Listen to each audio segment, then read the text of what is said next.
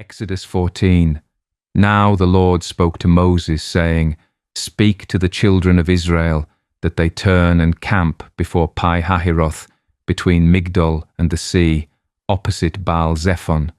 You shall camp before it by the sea.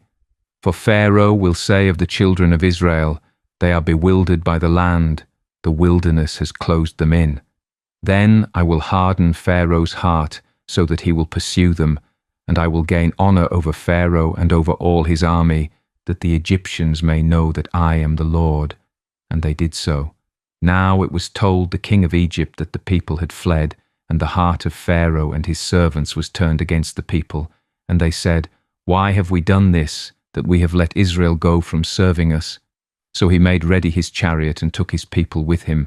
Also he took 600 choice chariots, and all the chariots of Egypt, with captains over every one of them.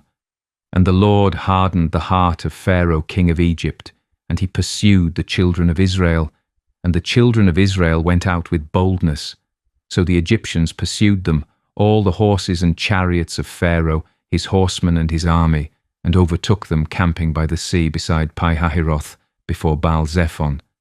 And when Pharaoh drew near, the children of Israel lifted their eyes, and behold, the Egyptians marched after them.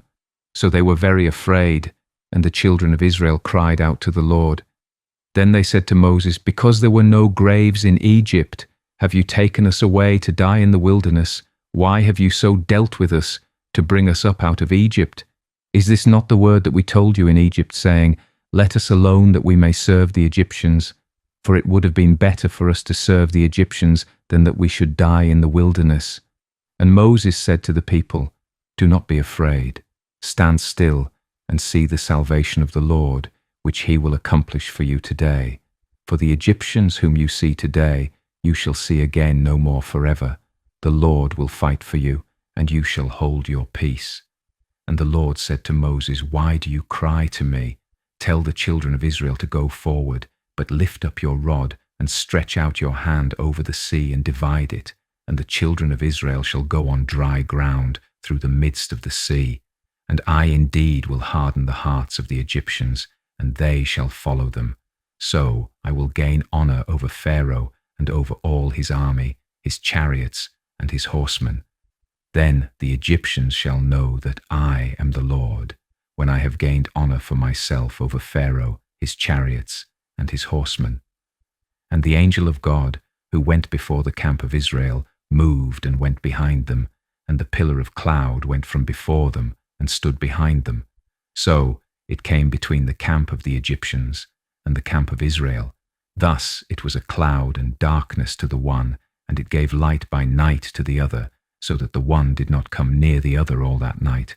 Then Moses stretched out his hand over the sea, and the Lord caused the sea to go back by a strong east wind all that night, and made the sea into dry land, and the waters were divided. So the children of Israel went into the midst of the sea on the dry ground, and the waters were a wall to them on their right hand and on their left. And the Egyptians pursued and went after them into the midst of the sea, all Pharaoh's horses, his chariots, and his horsemen. Now it came to pass in the morning watch that the Lord looked down upon the army of the Egyptians through the pillar of fire and cloud, and he troubled the army of the Egyptians. And he took off their chariot wheels, so that they drove them with difficulty. And the Egyptians said, Let us flee from the face of Israel, for the Lord fights for them against the Egyptians. Then the Lord said to Moses, Stretch out your hand over the sea, that the waters may come back upon the Egyptians, on their chariots, and on their horsemen. And Moses stretched out his hand over the sea, and when the morning appeared, the sea returned to its full depth, while the Egyptians were fleeing into it. So the Lord overthrew the Egyptians in the midst of the sea. Then the waters returned and covered the chariots, the horsemen, and all the army of Pharaoh that came into the sea after them. Not so much as one of them remained, but the children of Israel had walked on dry land in the midst of the sea, and the waters were a wall to them on their right hand and on their left. So the Lord saved Israel that day out of the hand of the Egyptians, and Israel saw the Egyptians dead on the seashore. Thus Israel saw the great work which the Lord had done in Egypt. So the people feared the Lord and believed the Lord and his servant Moses.